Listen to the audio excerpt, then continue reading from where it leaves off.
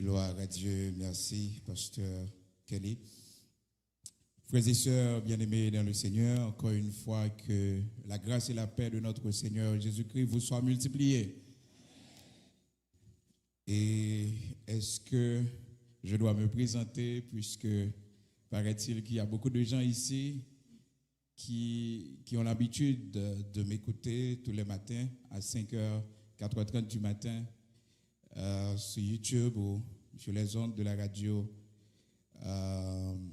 Alors, le nom de la radio m'échappe, mais il y a beaucoup de stations de radio qui diffusent prières du matin. Mon nom, c'est Bigot Luxonnaire, mais j'aime mieux qu'on m'appelle Frère Bigot. Et ce matin, le Seigneur nous a accordé sa grâce pour être avec vous et je vous apporte les salutations de l'Église de Dieu sanctifiée, l'Église que le Seigneur me permet de diriger pour lui avec le pasteur Claude Emmanuel Camille et pasteur Vladimir Masselin. Et nous disons un grand merci à la femme du pasteur Louis Saint et aussi un grand merci au pasteur Louis Saint qui a pensé à nous. Et je vous dis merci aussi ce matin d'être là parce que nous vivons des temps vraiment difficiles dans notre pays. Donc, c'est seulement ceux qui ont du bravoure, donc qui prennent la rue pour venir à l'église dans un temps si difficile. Je ne m'attendais pas à voir tous ces gens-là ce matin parce que le temps est vraiment difficile. Ce matin, j'aimerais partager avec vous une courte méditation dans Proverbes chapitre 24. Proverbes chapitre 24. Proverbes chapitre 24. Nous allons lire le verset 10. Gloire à Dieu. Je lis pour vous. Si tu faiblis au jour de la détresse, ta force n'est que détresse. Si tu faiblis au jour de la détresse, ta force n'est que détresse. Frères et sœurs, le sujet de ce matin, c'est une question que peut-être chacun de nous se pose. Qu'est-ce qu'on doit faire dans la détresse? La Bible, le livre qui répond à toutes les questions, la Bible, c'est la parole de Dieu. Et même les questions les plus difficiles, même les questions qu'on dise qui n'ont pas de réponse, la parole de Dieu nous fait comprendre dans Deutéronome chapitre 29, verset 29, il y a quand même une réponse. Et la réponse, c'est que les choses cachées sont à Dieu et les choses révélées sont à nous et à nos enfants. C'est quand même une réponse. Parce que des fois, il y a beaucoup de gens qui se posent des questions très difficiles sur l'origine de Dieu, sur l'origine du mal. Il n'y a qu'une seule réponse à toutes les questions difficiles que peut-être le Seigneur peut nous réponse pour vous. C'est Deutéronome 29, verset 29. Donc c'est pour vous dire que la parole de Dieu, la Bible, répond à toutes les questions. Frères et sœurs, cette question à laquelle chacun de nous ce matin a une réponse, que doit-on faire au temps ou au jour de la détresse? La première réponse que la parole de Dieu nous donne, c'est dans le psaume 50, verset 15. Le psaume 50, verset 15. C'est la première réponse. Invoque-moi au jour de la détresse, je te délivrerai et tu me glorifieras. Lorsque nous sommes dans la détresse ou lorsque nous faisons face à un jour de malheur, de détresse, notre première réaction, notre premier comportement, c'est d'invoquer le Seigneur. Ce qui n'arrive pas souvent, parce que l'homme par nature, lorsqu'il est dans le malheur, lorsqu'il se trouve dans une situation difficile, il perd son contrôle. Il est troublé. Et c'est naturel pour chacun de nous. Lorsque nous sommes face à une situation de danger, de difficulté, de malheur, on perd notre contrôle. Mais pour celui qui a l'Esprit de Dieu, pour celui qui prie, celui qui a confiance en l'Éternel, sa première réaction, c'est de chercher l'Éternel, c'est d'invoquer le Seigneur. Nous devons être très prudents lorsque nous sommes dans le malheur, dans le danger. Parce que la parole de Dieu nous dit dans Proverbes chapitre 24, au verset 10, le texte que nous venons de lire, si nous faiblissons au jour de la détresse, notre force n'est que détresse. Dans le chagrin, dans le danger, l'homme toujours a tendance, si que les plaignants, s'il mettait nos situations de pleurs, de larmes, ça a changé la situation. Non. La parole de Dieu nous dit, bien au contraire, notre force, c'est détresse que la pied. Donc ce matin, ce que nous sommes en train de vivre en Haïti, c'est un temps de détresse, un temps de grande difficulté, un temps où beaucoup de gens se disent, nous devons partir, nous devons laisser le pays. Écoutez, faites beaucoup d'attention parce que généralement les décisions que nous prenons dans la détresse, si ces décisions-là ne sont pas guidées par le Seigneur, elles seront de mauvaises décisions. Israël faisait face à un temps de détresse, un temps de famine.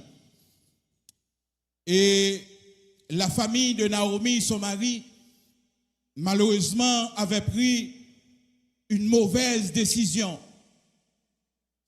La décision de laisser Israël pour se rendre au pays de Moab. Dans Ruth, chapitre 1er, la Bible nous explique cette histoire ce matin qui peut nous inspirer beaucoup de choses. Comment nous devons être prudents. Parce que souvent, on courir pour la pluie, on va tomber dans une grosse rivière de l'eau. Pas qu'on côté mounier ou pas mourir. Depuis ce côté qui gagne l'homme, il y a danger. Donc c'était normal pour que le père de famille, le mari de Naomi, il prend la décision de se réfugier. Mais sa seule erreur, c'était que il n'avait pas cherché l'Éternel pour être guidé dans cette décision. Mais de préférence, c'était cette famine qui a troublé le pays. Donc il avait peur pour sa famille, il avait peur pour sa femme, ses enfants. Et il avait pris la décision de laisser Israël pour se rendre au pays de Moab. Nous connaissons tous l'histoire. Naomi, une femme qui était heureuse. Naomi qui veut dire délice. Malheureusement, elle avait vécu un temps très difficile au pays de Moab. Ce pays dans lequel probablement Naomi pensait qu'elle allait être heureuse parce qu'au pays de Moab, à cette époque, il n'y avait pas de famine. Cependant, en Israël, la famine était grande. Et frères et sœurs, à son grand étonnement, Naomi pral vivre une expérience très difficile qui pral fait que Lydie ne m'appelle plus Naomi, mais appelle-moi Mara au retour à son pays, Israël. Qu'est-ce qu'elle avait vécu pour une mauvaise décision que son mari, malheureusement, avait prise sans consulter l'Éternel. Malheureusement, Naomi avait perdu ses 2 fils. Naomi avait perdu aussi son mari. Et c'est pour cette raison que la parole de Dieu fait nous connaître. Naomi changeait, non, il dit que ne m'appelle plus Naomi, mais appelle-moi Mara, ce qui veut dire amère. Pas délice encore, pas heureuse encore, parce qu'au pays de Moab, j'ai vécu une mauvaise expérience qui a laissé dans ma bouche un goût amer. Frères et sœurs, cette histoire doit nous inspirer ce matin. Je ne sais pas ce que vous êtes en train de penser dans cette situation difficile que nous vivons dans notre pays. Sachez premièrement que le Seigneur, la première chose qu'il nous demande de faire, c'est de l'invoquer lorsque nous sommes dans la détresse. Ce n'est pas de prendre une décision à la va-vite. Lorsque nous entendons des tirs ou des menaces qui sont proférées, écoutez, notre première réaction, c'est de chercher l'Éternel. Ce n'est pas d'acheter un billet d'avion pour laisser le pays. Non. Ce n'est pas de laisser rapidement la zone, non. Mais c'est de chercher l'Éternel. S'il nous demande de fuir, nous allons fuir. Mais s'il nous demande de rester, nous allons rester.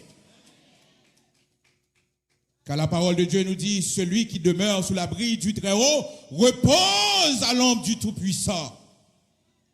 Pas besoin d'ambassade pour me reposer, car je suis reposé à l'ombre du Tout-Puissant. Pas d'un côté, au monde qui a plus en sécurité qu'à l'ombre du Tout-Puissant. Et nous devons nous rappeler ces paroles ce matin, en ce temps de détresse. Seul refuge qui sûr, c'est d'être à l'abri du Tout-Puissant. Frères et sœurs, au temps de la détresse, nous ne devons pas prendre une décision émotionnelle. Nous ne devons pas prendre la décision de courir, de fuir, sans chercher l'Éternel. Car il nous dit dans sa parole, c'est de l'invoquer premièrement. Et encore, le Seigneur, dans Proverbes chapitre 24, le Seigneur continue encore pour nous faire comprendre que si nous faiblissons au temps de la détresse, notre force, c'est détresse que la pied. C'est une façon pour nous dire que nous ne devons pas faiblir au temps de la détresse. Il y a des gens qui parlent et à travers leur discours, nous sentons, nous remarquons leur faiblesse. Frères et sœurs, dans les temps de détresse, nous devons surveiller nos paroles. Car nos paroles ont un effet sur nous. Nos paroles ont un impact sur nous. Lorsque nous sommes dans la détresse, nous devons parler positivement. Le pays va changer. C'est discours ça pour nous gagner. Il faut avoir un autre discours. Mais malheureusement, avec les réseaux sociaux qui nous alimentent, moi-même je dois vous dire, ne pas suivre l'information. Non. Je sais en qui j'ai cru. Et tout ce que, frères et sœurs, je dois savoir comme information, nous connaissons déjà. Parce que la parole de Dieu dit nous, sache que dans les derniers jours, il y aura des temps difficiles. Les hommes seront égoïstes, fanfarons, hautains, blasphémateurs, rebelles à leurs parents, ingrats, irréligieux, cruels, ennemis des gens de bien, aimant le plaisir plus que Dieu. De Timothée chapitre 3. Donc, c'est même bagarre là qui va le raconter, qui va le dire. on va parler de la méchanceté des hommes. J'ai déjà la réponse. C'est parce que nous vivons dans les temps difficiles, les temps de la fin. Et encore, frères et sœurs,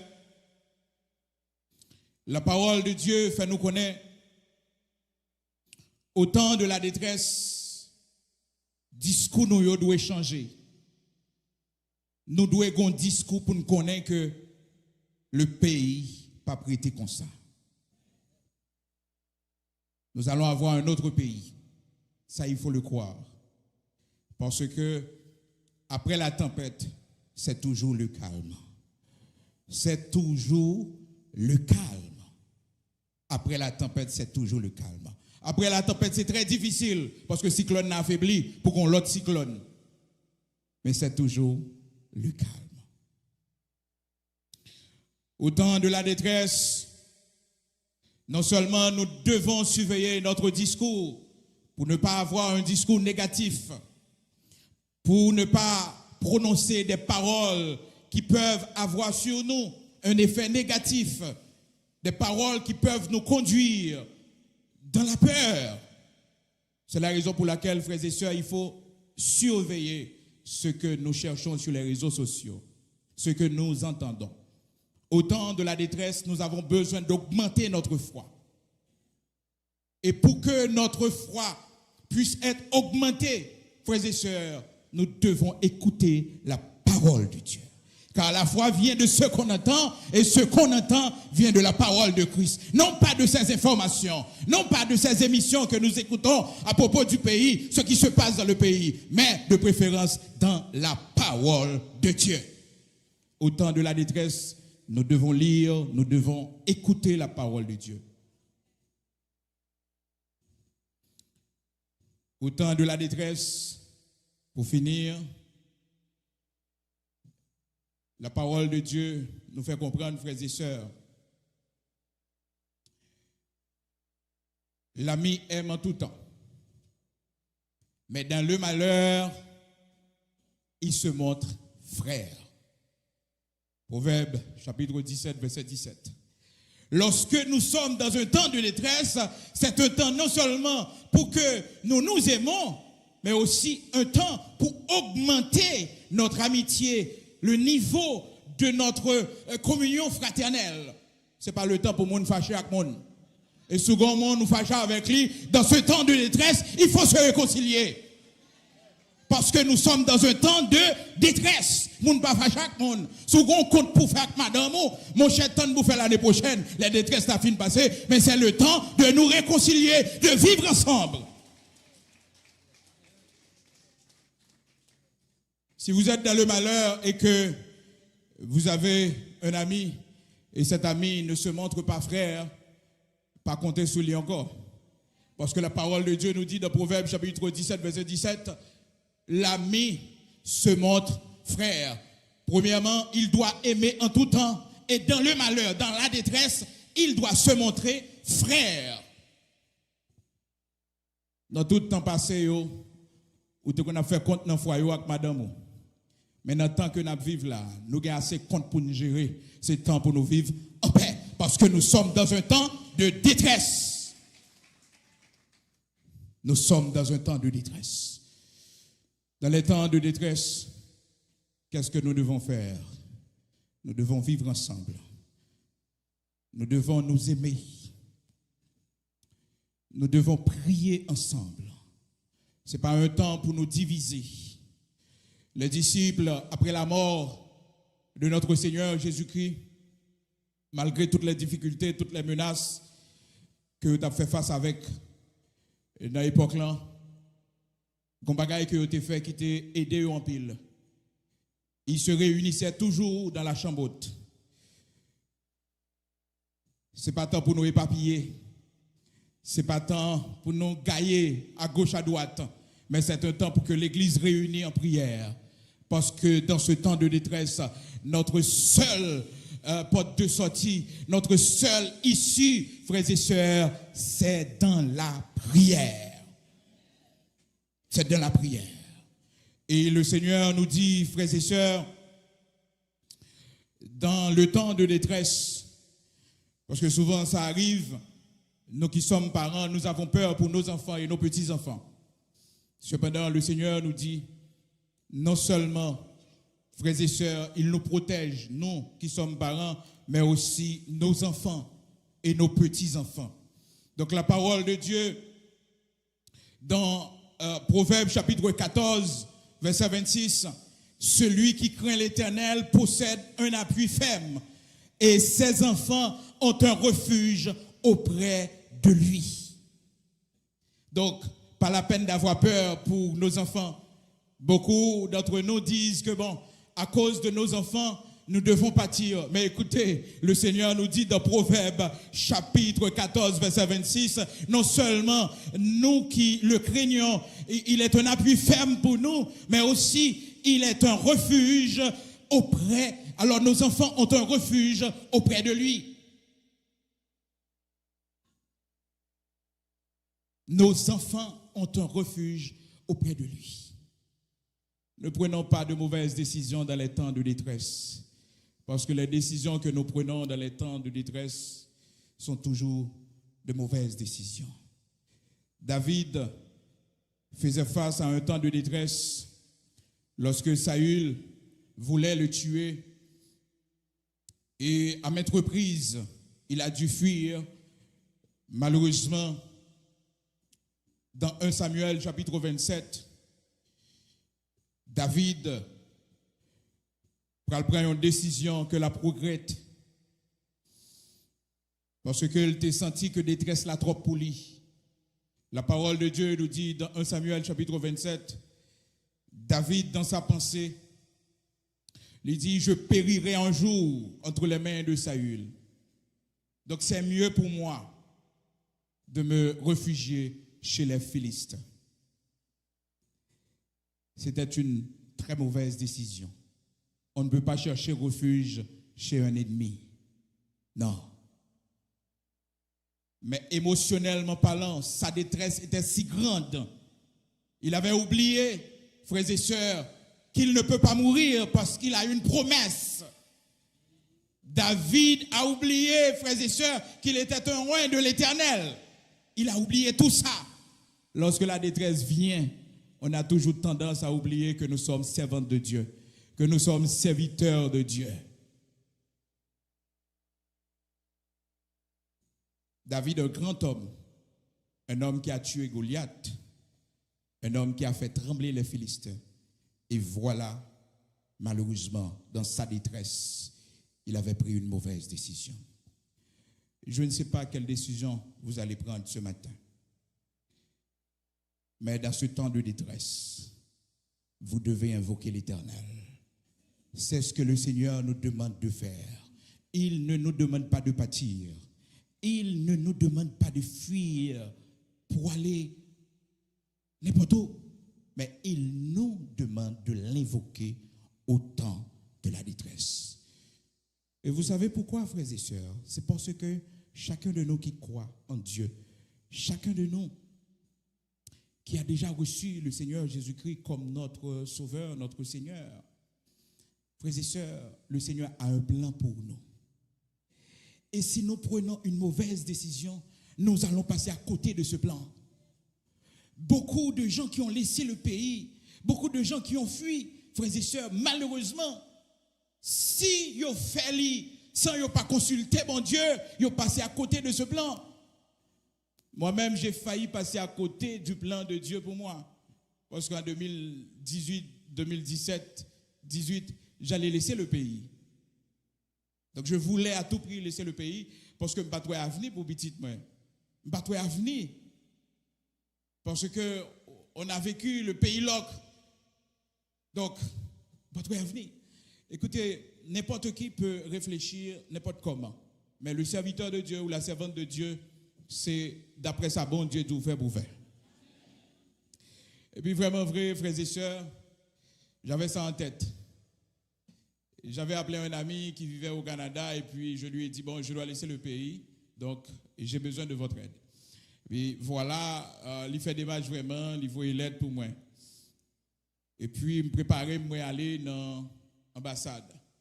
Donc, J'attendais avec un cœur rempli de joie, frères et sœurs, la réponse pour dire que pour tes passeports, pour mettre visa. Alors, venez prendre passeport et que tout est prêt. Frères et sœurs, quelque temps après, on m'a appelé. On me dit désolé. Et on ne pas qualifier. Bon, je ne vais pas laisser tomber, frères et sœurs. Je dis que je vais frapper porte l'ambassade des États-Unis. Parce qu'à tout prix, je dois laisser le pays. Et vraiment vrai, m'aller. Les arrivé devant l'ambassade là. Le consul l'a dit, moi, monsieur, pas qualifié. Là, maintenant, je dis, ça c'est bon Dieu qui a poursuivi moi. Il bloqué de tous côtés. Ça, frères et sœurs, t'es vraiment fait chagrin. T'es vraiment fait mal. Parce que la parole de Dieu nous dit, le serviteur de Dieu, celui qui craint l'Éternel, tout ce qu'il fait lui réussit. Mais à condition, tout ce qu'il fait aller dans la volonté de Dieu. Ça, je ne l'avais pas compris. Je ne l'avais pas compris. Mais vous savez, dès qu'il a déjà mouru dans un accident, dès qu'il a déjà échoué, par contre, ça me tape tout net.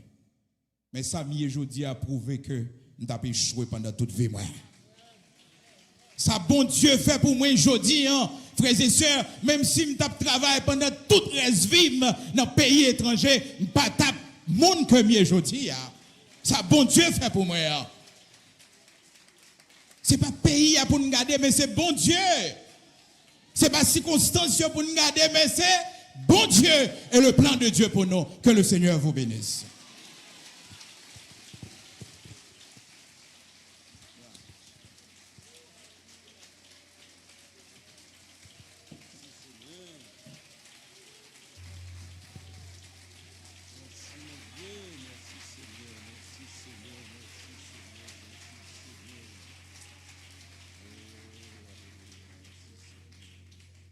Merci Seigneur.